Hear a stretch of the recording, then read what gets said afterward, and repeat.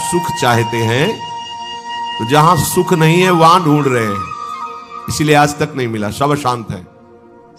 आपको तो जो जो चीजें चाहिए, जो वस्तुएं, धन संपत्ति, पद की आकांक्षा रखते हैं, तो आपको लगता है अगर ये मिल जाते तो मैं सुखी हो जाता।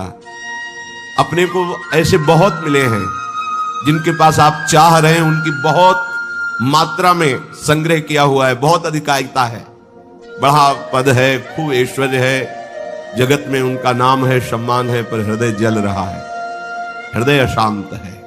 क्यों? क्योंकि जहां शांति प्राप्त होती है वहां उनका संबंध ही नहीं है। अशांतस्य कुतः सुखम, जिसका चित्त अशांत है उसे सुख कैसा? ब्रह्म। कुछ वर्ष की आयु, शरीर समाप्त हुआ, न पद रह गया, न संपत्ति रह गई, न नाम रह गया, न व्यवहार रह गया, न परिवार रह गया, अकेले अपने कर्मों की पोटली बांध करके फिर नया जन्म, फिर वही पढ़ाई लिखाई, दुनिया का प्रपंच, नहीं तो अन्य योनियों में कीड़ा मकोड़ा, पशु पक्षी। विश्राम कहां है? अध्यात्म योग में। श्री भगवान कह रहे निश्रेयसाय, मतलब दुखों का आत्यंतिक नाश, दुख का लेस नहीं जहां। अब अपने तो दुखालय में रह रहे हैं तो सुख को इसी में ढूंढ रहे हैं, तो हम समझते हैं कि अरबों खरबों रुपया मिल जाए, सुंदर सुंदर भोग सामग्री मिल जाए, मैं सुखी हो जाऊंगा। ऐसे अभी इसी भूमंडल पे हैं जिनको खुद पता नहीं कि मेरे पास कितनी धनराशि है, रोज नए नए भोग भोगते हैं, पर नींद नहीं आती, नींद की दवा लेना पड़ता है। मानसिकता बिगड़ी हुई है, विक्षिप्त है, हृदय जल रहा है, हर समय भयभीत है, कहीं ऐसा ना हो जाए, कहीं ऐसा। सुख विनिश्चितम बदामि तेन अन्यथा वचांस में, गोस्वामी जी कहते हैं मैं सत्य कह रहा हूं, मेरी बात अन्यथा नहीं। जब तक तुम हरि भजन नहीं करोगे तब तक तुम्हें त्रिकाल में, त्रिभुवन में कहीं भी शांति नहीं। छूटिबे के जतन विशेष बांधे जाएगो, वह विष भोजन जो सुधा सानी खाएगो। अगर अमृत भी खाएगा तो विष बन जाएगा। हरि विमुखता में तुझे कहीं शांति नहीं मिलेगी। अगर हरि के सन्मुख हो तो विष भी अमृत हो जाए। गरल सुधा रिपु करहि मिताई, गोपद सिंधु अनल शीतला। आग शीतल चंदन की तरह हो जाएगी। समुद्र जो अथाह अगाध है वो गाय के खुर के गड्ढे के समान हो जाएगा। विष अमृत बन जाएगा। दुश्मन सब मित्र बन जाएंगे यदि हरि की कृपा हो जाए तो ये हरि के चरणों का आश्रय ही आत्यंतिक सुख का स्वरूप है। ये कैसे प्राप्त होता है? तो श्री भगवान कहते हैं कि मन ही बंधन और मोक्ष का कारण है। ये जब किसी विषय का चिंतन करता है भोग भावना से, किसी व्यक्ति का चिंतन करता है राग या द्वेष से, तो ये बंधन का कारण बन जाता है। अगले जन्म की ये पूरी तैयारी करा देता है। नाना प्रकार के भ्रमात्मक दुख सुखों में फंसा देता है। और जब यही मन प्रभु का चिंतन करने लगता है, प्रभु के नाम का, प्रभु के रूप का, प्रभु की लीलाओं का, प्रभु के गुणों का, प्रभु के भक्तों का, तो यही मोक्ष का खुला हुआ द्वार हो जाता है। यही मन, जब मन किसी व्यक्ति को भगवत भाव से, किसी भोगों को प्रभु की सेवा में अर्पित करने के लिए, यही मोक्ष का कारण बन जाता है। और जब किसी भोगों को स्वयं भोगने के लिए और किसी व्यक्ति को राग द्वेष से, यही बंधन का कारण स्पष्ट। इसीलिए भगवान बहुत जोर देते हैं अनन्य चिंतन पर। तुम्हारा चिंतन भगवत भाव से निरंतर चलता रहे तो जितनी श्वासें हैं वो प्रभु को अर्पित कर देने का फल होगा, प्रभु के समीप पहुंच जाना। ये तो बहुत कठिन है। मन को संसार के चिंतन से हटा करके प्रभु के चिंतन में लगाना है तो बहुत कठिन है, क्योंकि हमारी आसक्ति हो गई है शरीर में, शरीर संबंधियों में, भोगों में, पद प्रतिष्ठा में। बड़ा सुख लगता है, जब हमारा यश, हमारी प्रतिष्ठा, हमारा मान, हमारा ऐश्वर्य, हमारा संबंध ये बहुतायत में दिखाई देता है तो अहंकार को बड़ा सुख मिलता है। यही दुख में फंसने का मूल कारण है और संसार में यही उद्देश्य रखा जाता है। देखो ना ब्रह्म, जो हमारे दुख का मूल कारण है वही हम उद्देश्य लिए घूम रहे हैं, तो सुख कैसे मिलेगा? धतूरा बोओगे तो विषय खाने को मिलेगा ना, अमृत तो नहीं मिल जाएगा। अगर धतूरे में एक जीवन नष्ट करने की सामर्थ्य है तो मान, प्रतिष्ठा, प्रशंसा, भोग, भावना ये कई जन्म नष्ट करने की सामर्थ्य रखता है। बुद्धि हमारी भ्रमित है, इसलिए हम समझ नहीं पा रहे। विष तो एक जन्म मारता है, विषय देखो ना, जब से सृष्टि हुई आज तक मार ही तो रहा है। मरते मरते थक गए, मरना नहीं मिटा, फिर मरना पड़ेगा। अरे अब तो ऐसा मरो कि अब जन्मना न पड़े, मृत्यु महोत्सव हो जाए। तो हे प्रभु, ये आसक्ति हमारी हो गई है शरीर में, शरीर संबंधियों में, भोगों में। तो जहां हमारी आसक्ति होती वहीं हमारा मन चित्त चिंतन करता है। और आप कह रहे हैं कि अगर मन चिंतन करे निरंतर प्रभु का तो मुक्त है, जीवन मुक्त है। अभी कैसे हो सकता है ऐसा? तो श्री भगवान ने कहा, प्रसंगमजरम पाशमात्मनः कवयो विदुः स एव साधु सुकृतो मोक्ष द्वारमपावृतम्। खुला हुआ मोक्ष का द्वार खुल गया। क्या? जो तुम्हारी शरीर में आसक्ति है, शरीर के रिश्ते नाते संबंधियों में आसक्ति है, भोगों में आसक्ति है, वही नरक का खुला हुआ द्वार है। कैसे? त्रिविधम नरकस्येदम द्वारम नाशन मात्मनः कामः क्रोधा तथा लोभा तस्मादेत्रयम् त्यजेत। जब तुम शरीर भाव से होते हो तभी तुम्हें काम वेदना सताती है। काम में बाधा पड़ने पर क्रोध का जागरण होता है, क्रोध ही नाश का स्वरूप बन जाता है। क्रोध हमारी स्मृति का नाश करता है, स्मृति से बुद्धि नष्ट हो जाती, बुद्धि नाश ही सर्वनाश हो जाता है। काम, क्रोध और लोभ ये नरक के खुले हुए द्वार है। अगर यही आसक्ति प्रभु के प्रेमी महात्मा के चरणों में हो जाए तो कह रहे हैं मोक्ष द्वारम अपावृतम, खुल गया मोक्ष का द्वार। अब बस केवल प्रवेश करना है, अर्थात उनकी आज्ञा का पालन करना है। जो आसक्ति शरीर में, भोगों में, संबंधियों में है, यदि वो श्री भगवान के प्रेमी महात्मा सदगुरुदेव के चरणों में हो जाए तो मोक्ष का खुला हुआ द्वार है। अजात शत्रुः, अगर एक भी व्यक्ति के प्रति शत्रु भाव रहेगा तो यहां लौट के आना पड़ेगा। एक भी व्यक्ति से आसक्ति हो गई तो लौट के आना पड़ेगा। मृग के बच्चे से हुई मृग बन गए, पुरंजनी से हुई पुरंजनी बन गए। हमारी ऐसी भगवत भावना बढ़े कि पूरी सृष्टि में कोई एक भी शत्रु ना हो। जो तुमसे द्वेष करे उसको प्रणाम करो। यदि भगवत प्राप्ति के मार्ग में बढ़ रहे हो, जो तुमसे ना बोले उससे तुम कभी भी रूठो मत। सामने पड़े तो राधे राधे, श्री हरि। कभी ऐसा नहीं कि ये तो दुष्ट है मैं गाली देता, नहीं नहीं। हमारा प्रभु ही हमारे हृदय को मजबूत करने के लिए ऐसा स्वांग रच रहा है। सच्ची मानना, भगवान अपने भक्त को समर्थ बनाने के लिए लीला करते हैं। वही है, कोई दुष्ट नहीं है। किसकी सामर्थ्य है कि प्रभु के पार्षद को गाली दे दे, प्रभु के पार्षद को पीट दे, प्रभु के पार्षद की अवहेलना कर दे? ये भगवान इसीलिए करवाते हैं कि तुम समर्थ बनो, द्वंद्वों को परास्त करो, ना कि द्वंद्वों से परास्त हो जाओ। तुम मेरे सेवक कहलाकर द्वंद्वों से परास्त हो जाओगे तो ठीक नहीं है। ए भगवान का भक्त, जरा सी बात में देखो विकल हो, नहीं। कोई भी भगवान का प्रेमी महात्मा ऐसा चरित्र नहीं पाया गया कि कभी किसी भी परिस्थिति में व्यथित हो गया है। नहीं, यम ही न व्यथ्यन्ते ते पुरुषम पुरुषर्षभ सम दुखा सुखाधीरम स्वमृतत्वाय कल्पते।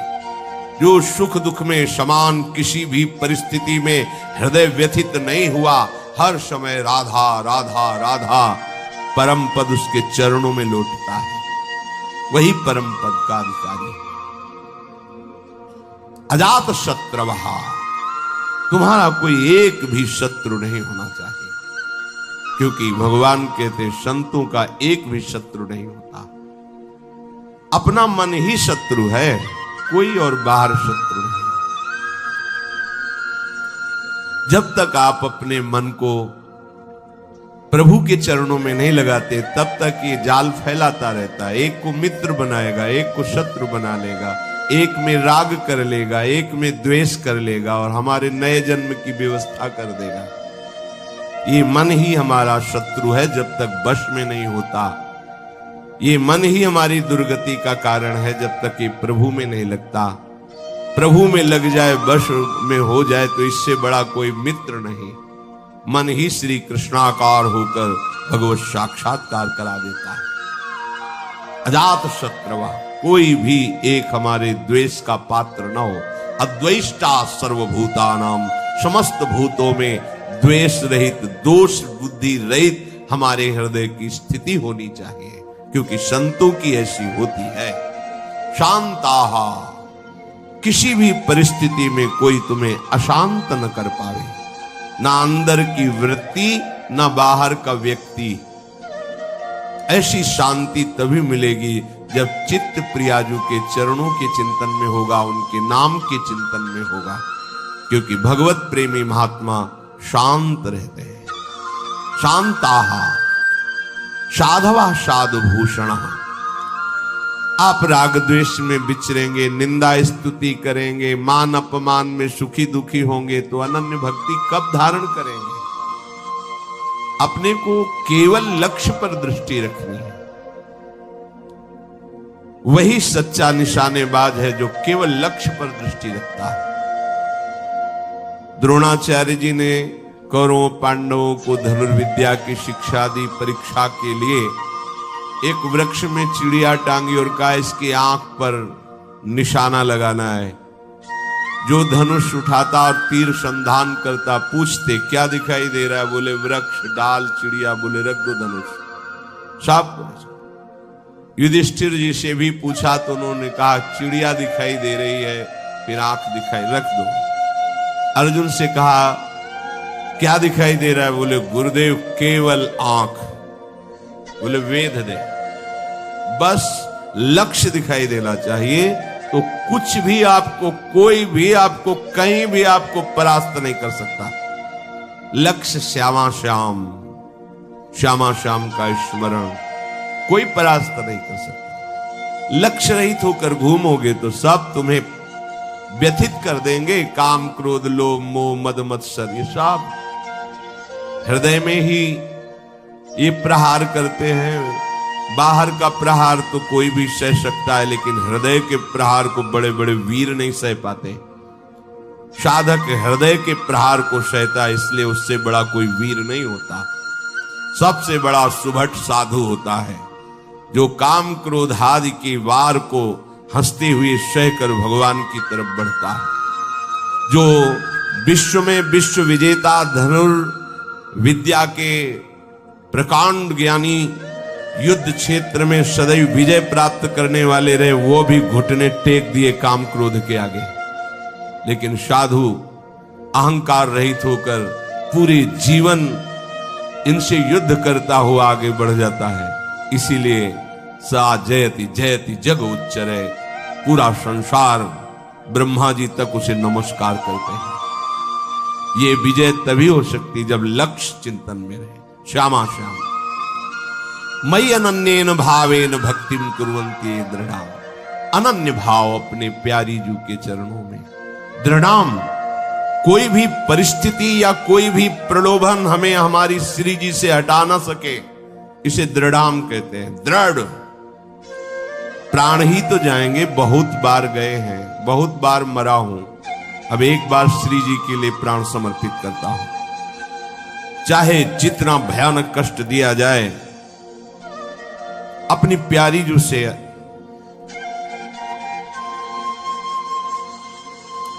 एक क्षण के लिए भी वृत्ति नहीं हटा सकता। और चाहे जितना प्रलोभन दिया जाए, यश कीर्ति सम्मान प्रतिष्ठा जय जयकार, एक क्षण के लिए भी प्यारी जू से चित्तवृत्ति नहीं हटे। इसे कहते दृढ़ाम। भारी से भारी अनुकूलता और भारी से भारी प्रतिकूलता जब अपने इष्ट के चिंतन को न रोक पावे तो उसे कहते अनन्य भक्त। अनन्य भक्त बहुत बड़ी दुर्लभ स्थिति है, इससे बढ़कर कोई पद नहीं है, कोई स्थिति नहीं है। और ये वृंदावन नित्य विहार रस, ये रसिक अनन्यों का है। ये रसिक अनन्यों के नरेश श्री हिताचार्य, श्री स्वामी हरदास जी, ये सब सहचरियां प्रकट हुई हैं इस रस को प्रदान करने के लिए। ये तो अनन्यता से ही आता है रस। मत कृते त्यक्त कर्माणस त्यक्त स्वजन बांधवाः, दो भाव इसके। मेरे लिए सारे सांसारिक कार्य छोड़कर केवल भजन, ये निवृत्ति मार्ग पर विरक्त भाव। और जो भी कर्म कर रहे हैं वो प्रभु को समर्पित करना, एक गृहस्थ प्रवृत्ति मार्ग पर, दोनों को ये करना होगा। मत कृते त्यक्त कर्माणस, मेरे लिए सारे कर्म समर्पित करना, ये गृहस्थ। और मेरे लिए सारे संसार के कर्म छोड़कर एकमात्र केवल प्रियालाल संबंधी चेष्टाएं, यह है विरक्त। नींद खुलने से लेकर सुषुप्ति गाढ़ नींद तक, चेतना से लेकर मृत्यु तक प्रियालाल के सिवा कोई कार्य नहीं करना। अपने शरीर के पोषण का भी कार्य नहीं करना। हमारे शरीर का भरण पोषण प्रियालाल से होगा। हमें जगने से लेकर सोने तक, जीने से लेकर मरने तक केवल प्रियालाल के ही संबंध के कार्य करने, अन्यथा नहीं। ना अपने तन ढकने के लिए, ना अपने शरीर पोषण के लिए, ना अपनी शरीर व्यवस्था के लिए। ये आराध्य देव का भार है, वो देखेंगे क्या पहनाना है, कैसे बैठालना है, कहां रखना है, कैसे चलाना है, इसकी चिंता नहीं। पोषण भरण न चिंत कराही, श्री हरिवंश विभव विलसाई, श्री वृंदावन की माधुरी।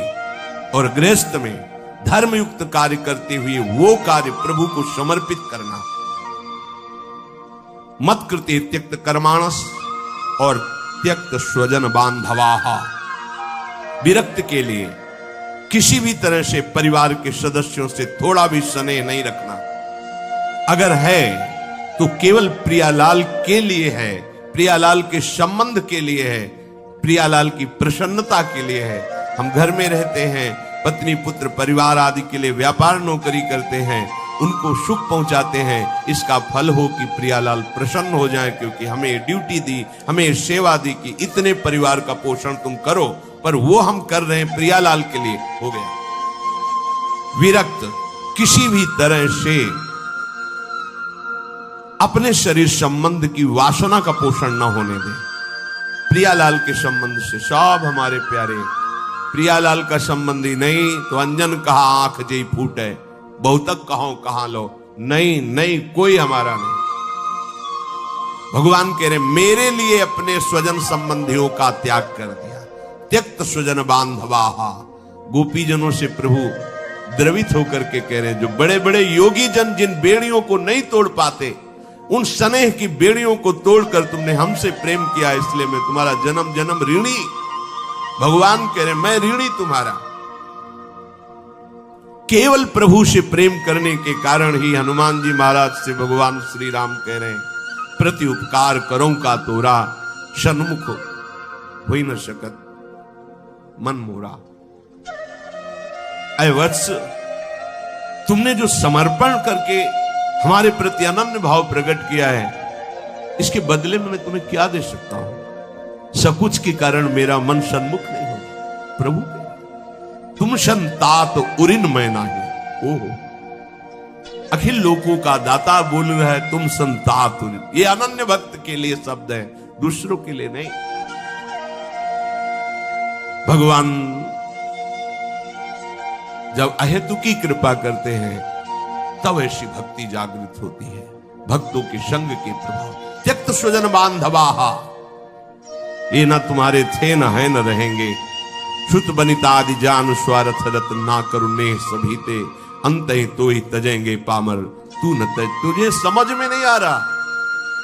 अरे जिंदगी में लाखों का मेला जुड़ा, हंसा जब जब उड़ा तो अकेला उड़ा, कोई तेरे साथ नहीं होगा। तेरा सच्चा साथी हरि तेरे साथ होगा, पर उस साथी से तो तुमने कभी प्यार ही नहीं किया, कभी उसको सुमिरन ही नहीं किया, तो फिर भोगना पड़ेगा। बहुत बड़ा प्रपंच है ये माया का। त्यक्त स्वजन बांधवा, चाहे गृहस्थ में हो चाहे विरक्त में हो। गृहस्थ में हो तो वो प्रभु के जन है, उनकी सेवा का फल प्रभु की प्रसन्नता। विरक्त में हो बिल्कुल किसी तरह से कोई संबंध नहीं, केवल प्रियालाल के संबंध से ही संबंध है। नाते नेह राम के मनियर, सुहद सुसेव्य जहालो। मदाश्रय, केवल मेरे आश्रित रहे। ये बहुत बढ़िया मीठी आखिरी बात। ये जीवन की साधना का फल, ये शब्द मदाश्रया इतना मीठा है, इतना शांति है, इतना आनंद है। बस इसी को समझ नहीं पा रहे तो परेशान हो रहे हैं। हमारा मन नहीं लगता, हमसे ये नहीं होता, हमसे वो नहीं होता। तुम्ही से तो ना, तो तुम छोड़ो अपने को, मदाश्रया ऐसे हो जाओ प्रभु के आश्रय। पता नहीं कल्याण हो कि ना हो, जो हो रहा है वो भी छूट जाएगा, पता नहीं कौन सी गति हो। तो संशयात्मा विनश्यति, इस पर शास्त्र सब कुछ वर्णन करते। तुम्हें प्रभु पे भरोसा नहीं है, प्रभु का आश्रय ये पूरे जीवन में इसी ने चलाया है, मदाश्रया ने इसी ने पोषण किया है, और यही हमें बेपरवाह रखा है ना प्रभु। मदाश्रया प्रभु का, कोई साथी नहीं है, कोई साथी नहीं। एकमात्र श्री हरि, एकमात्र प्रिया जी। आश्रय ये बहुत अमृत शब्द है, समझ में केवल आ जाए। अभी इसी क्षण बिना साधना के मुक्त हो, अगर ये बात समझ में आ जाए। पर अभी तो समझ में आ सकती है कुछ मिनट के लिए, क्योंकि यहाँ का वायुमंडल है मदाश्रया का। तो अभी संपर्क गेट के बाहर निकलते ही हवा बदलेगी तो विचार बदल जाएंगे। मदाश्रया ये गुरु कृपा से आई हुई भारी विपत्ति, प्रतिकूलता, असाध्य रोग, अपमान, निंदा, ये सहयोगी होते मदाश्रया के लिए। ये मदाश्रया में बहुत सहयोगी होते हैं, और इनको कौन चाहता है, इसीलिए मदाश्रया नहीं हो पाता। वो हम के आश्रित रहता है। साधना का आश्रय ले सकता है, क्रियाओं का आश्रय ले सकता है, व्यक्ति का आश्रय ले सकता है, लेकिन मदाश्रय भगवद आश्रित। और भगवद आश्रित बहुत बेपरवाह और ऐसी वस्तु मिलती है जो किसी साधना से नहीं मिलती।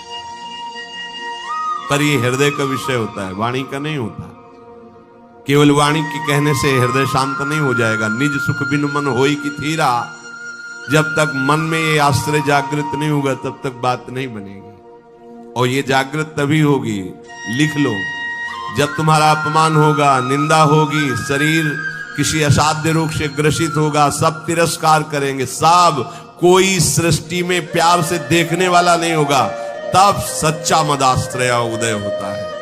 प्रभु आपकी सेवा, वो हृदय की जो धारा प्रभु की तरफ बही निहाल कर, तो एक कदम मेरी तरफ चल के तो देख, पूरी सृष्टि न झुका दूं तो कहना। भगवान के वचन, एक कदम तो चल के देख मेरी तरफ। ये अंदर की बात है, बाहर से आप कहोगे तो हम 500 किलोमीटर से आए, एक कदम की क्या बात है। बाहर से दौड़ने वाला कोई वीर नहीं कहा जाता। अंदर तो आप वहीं बैठे हुए हो, शरीर में, उस शरीर संबंधियों में, शरीर भोगों में, एक कदम कहां चले। अंदर की बात है आपको। ये मदाश्रया अंतिम सांस तक हो जाए तो परम पद भी मिल जाएगी। बहुत बार बता चुके, फिर समझ लीजिए। द्रौपदी जी महान भक्ता हैं, भगवान से मिलती हैं, बात करती हैं, पर ये विपत्ति, ये दुख, ये असाध्य रोग, ये अपमान, ये निंदा, ये मदाश्रया को जागृत करता है, दूसरा नहीं, दूसरा नहीं। अभी तक पूर्ण मदाश्रया द्रौपदी जी नहीं थी, क्योंकि जब कर्ण और दुर्योधन के आदेश से दुशासन महल में प्रवेश करता है और बाल पकड़ करके अपवित्र दशा में उनको घसीटते हुए सभा में लाता है, तब एक बार भी नहीं बोली हा श्री कृष्ण। क्यों? अंदर आश्रय है। ऐसे महावीर है कि अगर भीम गदा उठा ले तो त्रिभुवन में सामने उनके टिकने वाला वीर नहीं है। अर्जुन अगर गांडीव चढ़ा ले तो किसी को भी ललकार सकते हैं, भगवत शक्ति से संपन्न है। अगर युधिष्ठिर जी भाला उठा ले तो सामने कोई महावीर भी टिकने वाला नहीं है। मेरे 5 पति हैं और सभा में परम धर्मात्मा भीष्म जी विराजमान है, जो महात्मा है। क्या उनके होते हुए ऐसा हो सकता है? द्रोणाचार्य जी हैं, कृपाचार्य जी हैं, बड़े बड़े वीर बैठे। एक बार भी नहीं है कि मेरे श्री कृष्ण हैं। पढ़ के देख लो, व्यास भगवान द्वारा रचित महाभारत, उसका स्वाध्याय किया है पूर्व में। एक बार भी नहीं आया कि मेरा परम प्यारा मित्र श्री कृष्ण है ना, वो बचा लेगा। अगर ऐसा आता तो दुशासन केस में हाथ ही नहीं रख सकता था। विश्वास कीजिए, महल में ही केस नहीं पकड़ सकता था द्रौपदी के। गई सभा में बड़ा उपहास कर रहा है, कर्ण और दुर्योधन गंदे शब्दों से बोल रहा है। नहीं बोलना चाहिए। ऐसी धर्मात्माओं की सभा में ऐसी महान देवी को ऐसे शब्द नहीं बोलने चाहिए, बड़े अपवित्र शब्द बोले। तब उनकी दृष्टि गई तो 5 पति सर झुकाए बैठे हैं, कोई देख भी नहीं रहा है। कृपाचार्य द्रोणाचार्य सदगुरु हैं, पिता की तरह हैं, कोई नहीं बोल रहा। भीष्म जी की तरफ देखा और कहा, मैं केवल इतना पूछना चाहती हूं कि क्या केवल महाराज युधिष्ठिर को अधिकार है मुझे हारने का? क्या यह धर्म है? अगर है तो आप केवल बोल दीजिए, मैं सब कुछ सह जाऊंगी। अगर धर्म नहीं तो मैं समर्थ हूं, हर एक को दंड देने में समर्थ हूं। कान में लग करके गांधारी जी ने बाद में कहा था धृतराष्ट्र से कि होश में हो जा, पूरी सभा को भस्म करने की सामर्थ्य द्रौपदी रखती है, क्योंकि वो महान देवी कोई साधारण मां के गर्भ से पैदा हुई नहीं, यज्ञ से प्रकट हुई है। कहां कोई बात सुनने वाला? खींच रहा है दुशासन, 10,000 हाथियों का बल रखता है। द्रौपदी जी हाथ से पकड़े हुए थक गए। सोचा अभी मदाश्रया नहीं जागृत हुआ, एक बार भी कृष्ण याद नहीं आए, दांत से पकड़ लिया। अब लगा कि अब की बार के झटके में दांत से भी छूट जाएगा, स्वयं छोड़ दिया और कहा, हे द्वारिका। सेकंड नहीं लगा, भगवान का वस्त्रावतार, मदाश्रया सीधे भगवत प्राप्ति।